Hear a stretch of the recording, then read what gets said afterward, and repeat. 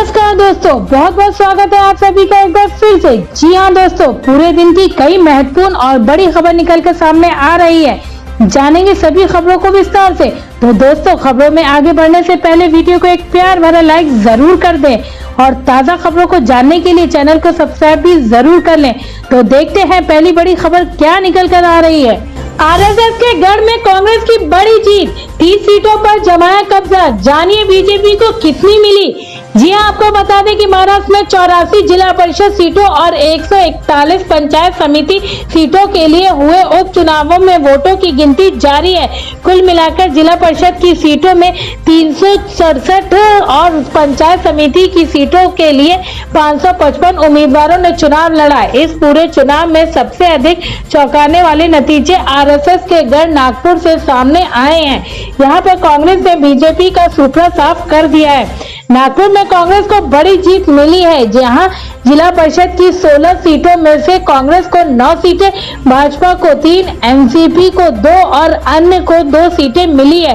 पंचायत समिति की 31 सीटों में से 29 सीटों के चुनाव परिणाम आ गए हैं। इसमें कांग्रेस में 21 सीटें, भाजपा ने 5, एनसीपी ने 2 और अन्य ने 1 सीट जीती है। नागपुर में कांग्रेस बड़ी जीत की ओर बढ़ रही है। यहाँ कांग्रेस के सुनील केदार और बीजेपी के चंद्रशेखर बावनकुले की प्रतिष्ठा दांव पर लगी थी।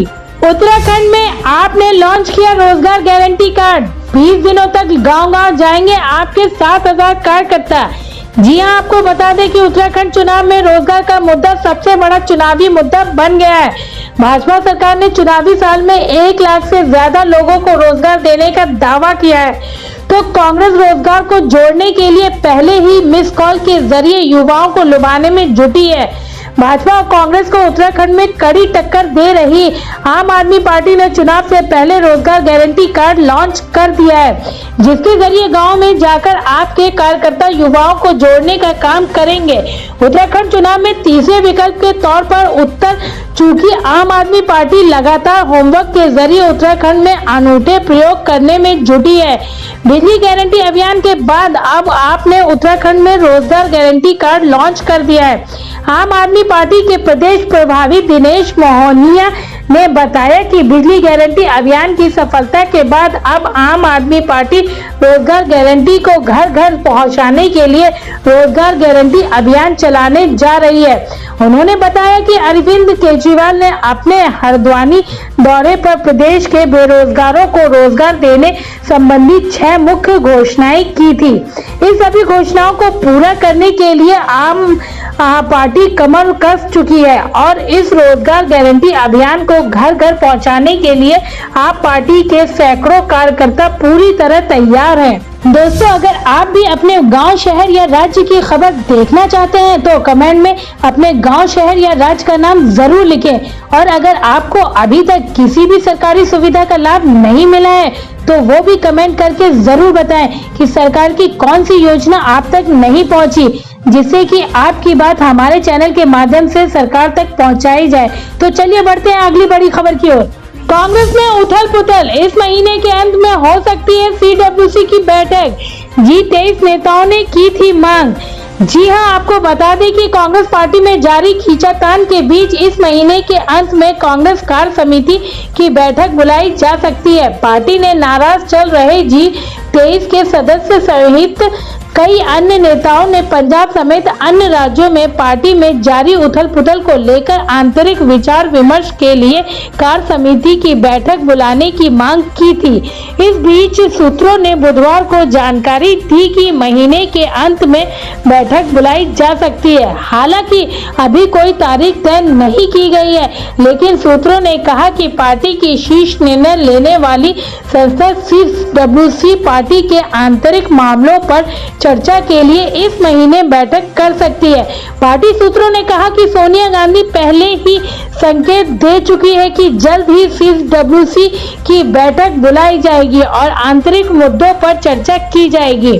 पार्टी के वरिष्ठ नेता और G23 समूह का हिस्सा गुलाम नबी आजाद और कपिल सिब्बल संगठनात्मक सुधार की मांग कर रहे हैं। उन्होंने मांग की है कि पार्टी के आंतरिक मुद्दों पर चर्चा के लिए CWC की तुरंत बैठक बुलाई जाए। पंजाब सहित कई राज्य इकाइयों में उथल पुथल मच चुकी है।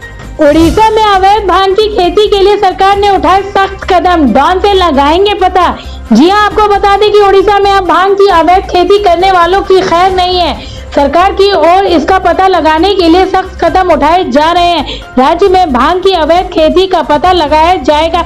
इसके लिए ड्रोन और उपग्रह और रिमोट आधारित तकनीकों का इस्तेमाल करने का निर्णय किया गया है। राज्य सरकार के एक अधिकारी ने इसकी जानकारी साझा की है। अधिकारी ने बताया कि राज्य पुलिस एवं आबकारी विभाग ने संयुक्त रूप से 22,217 एकड़ भांग की खेती को 2020 से 21 में नष्ट कर दिया है। इससे पहले वर्ष 2018 से 19 में 9,473 एकड़ की फसल नष्ट की गई थी। प्रदेश के मुख्य सचिव SP महापात्र की अध्यक्षता में मंगलवार को हुई एक उच्च स्तरीय बैठक में यह निर्णय किया गया कि पुलिस और आबकारी विभाग प्रदेश में भांग की खेती पर रोक लगाने के लिए कार्यान्वयन प्रक्रिया को तेज करेंगे। सिक्किम ने बढ़ाई चिंता, 1 लाख के पार पहुंची कोरोना संक्रमित की संख्या, केंद्र ने भेजी विशेषज्ञों की टीम।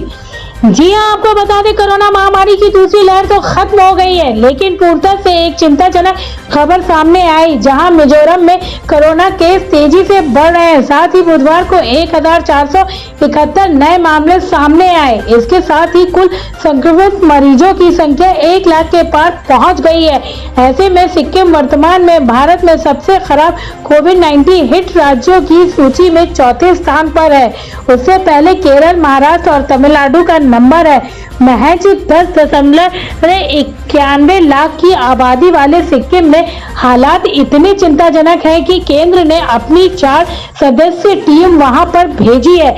स्वास्थ्य मंत्रालय के मुताबिक केंद्र की 4 सदस्य टीम सभी जिला मुख्य चिकित्सा अधिकारियों के साथ समीक्षा बैठक करेगी। इसके साथ स्थिति का आकलन रिपोर्ट तैयार की जाएगी। इस टीम का नेतृत्व national centre for digital control की सलाहकारी महामारी विशेषज्ञ डॉक्टर विनीता गुप्ता कर रही है। ये टीम गुरुवार को भारत म्यांमार सीमा से लगे चम्फाई जिले का भी दौरा करेंगी, जहां पड़ोसी देश के हजारों शरणार्थी इस समय रह रहे हैं। 11 अक्टूबर को महाराष्ट्र बंद करेगी शिवसेना, कांग्रेस और एनसीपी। जी हां, आपको बता दें उत्तर प्रदेश के लखीमपुर खीरी हिंसा को लेकर पूरे देश में विरोध देखने को मिल रहा है। लखीमपुर खीरी की घटना का विरोध व्यक्त करने के लिए 11 अक्टूबर को शिवसेना, एनसीपी और कांग्रेस ने महाराष्ट्र बंद करने का ऐलान किया है। इसके अलावा महाराष्ट्र कैबिनेट ने यूपी लखीमपुर में किसानों की दुर्भाग्यपूर्ण मौत पर दुख व्यक्त करने का प्रस्ताव पारित किया है। पंजाब और हरियाणा भी लखीमपुर हिंसा को लेकर विरोध प्रदर्शन देखने को मिले हैं।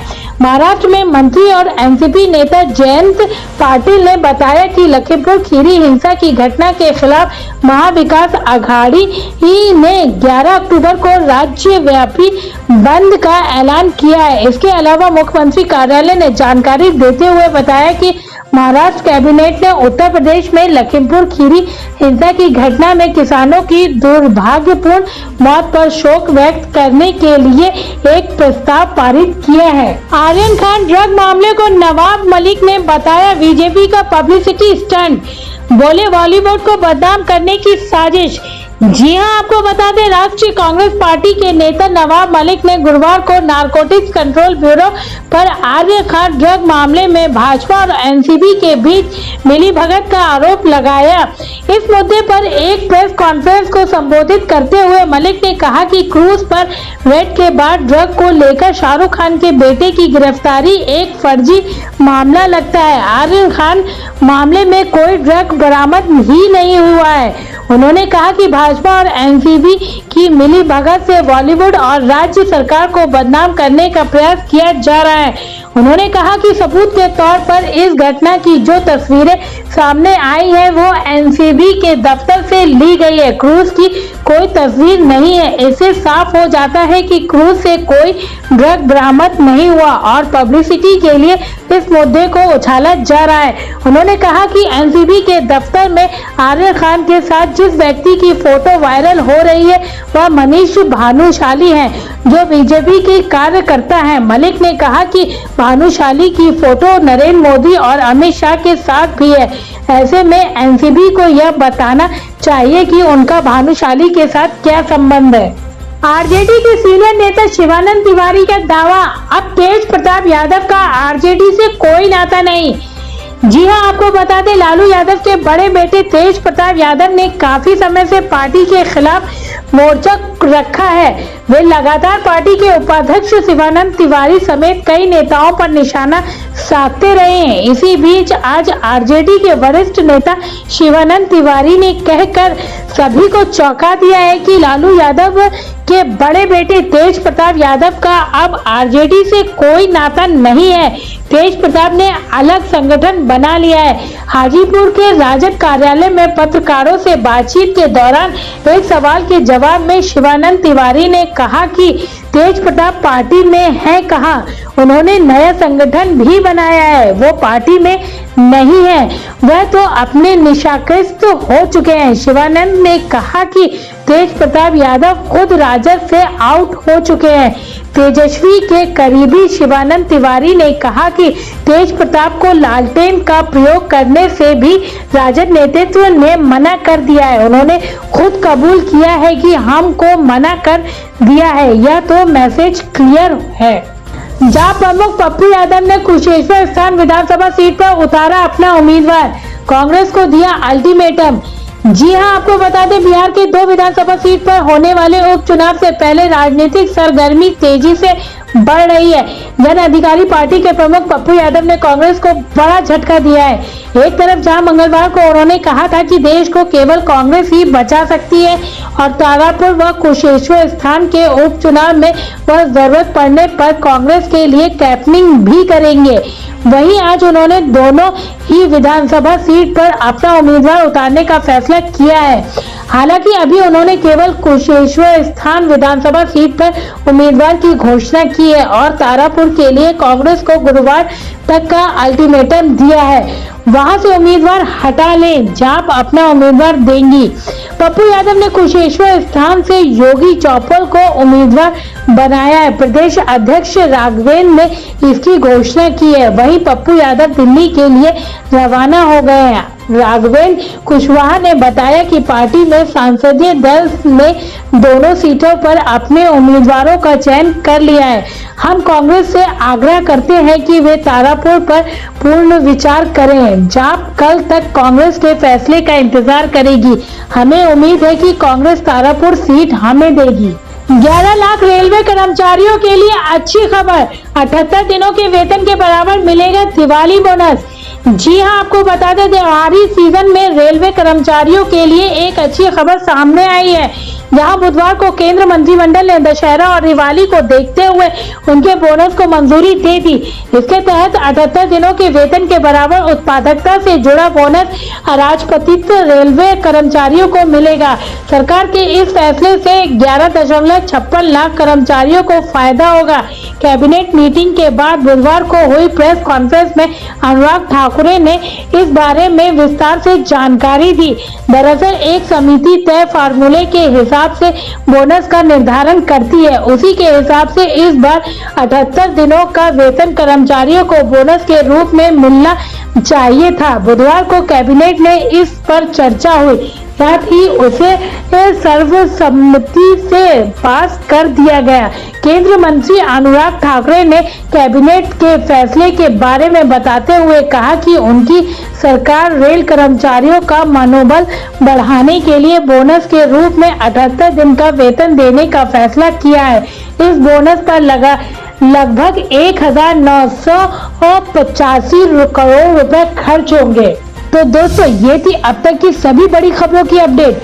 टुडे ब्रेकिंग न्यूज और लेटेस्ट खबरों को देखने के लिए हमारे चैनल को सब्सक्राइब जरूर कर ले, वीडियो लाइक और शेयर जरूर कर दे अपने दोस्तों और रिलेटिव के साथ। तो दोस्तों, आपसे फिर मिलेंगे काम की खबरों और सरकारी योजनाओं की एक और नई वीडियो के साथ। तब तक के लिए धन्यवाद दोस्तों।